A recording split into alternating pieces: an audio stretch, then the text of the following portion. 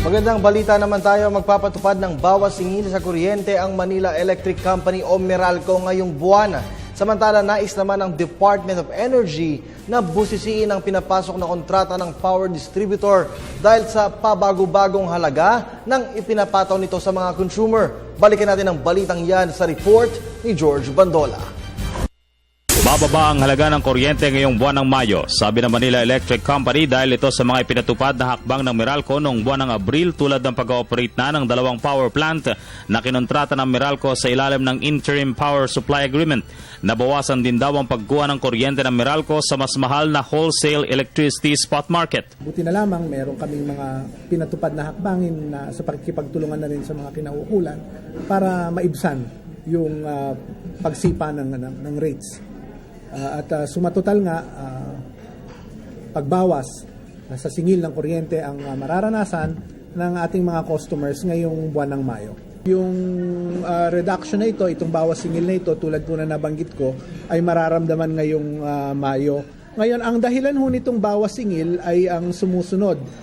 Bumabaho yung transmission charge, nagkaroon din ho ng pagbaba sa level ng system loss at gayon din po sa lifeline subsidy. Sa ilalim ng Interim Power Supply, nag-operate na noong April 3 ang 140 megawatt Bawang La Union Power Plant at 270 megawatts na Bataan Power Plant.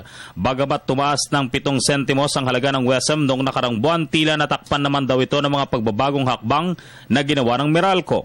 Karaniwang dito nakasalalay ang halaga ng kuryente sa mga susunod na buwan. The possibility of rates being higher, the gen charge being higher, were it not for the IPSA, is always there, no? Kaya nga kami nakipagkontrata dito sa mga interim power supply agreements specifically para yung pagkuha sa WESM ay mabawasan. Samantala, dahil sa pabago-bagong halaga ng kuryente, gumagawa na rin ang hakbang ang Department of Energy dito. Makikialam na rin daw ang DOE sa pag-aaral sa mga kontratang pinapasok ng Meralco dahil dito. We've asked them to explain ano ba ang strategy ninyo. Okay. With your contracting at your WESM exposure. That's what we're looking at right now. Did you optimize your contracting and exposure to WESM? That's what they need to explain to the DOE. Para sa Telebisyon ng Bayan, George Bandola.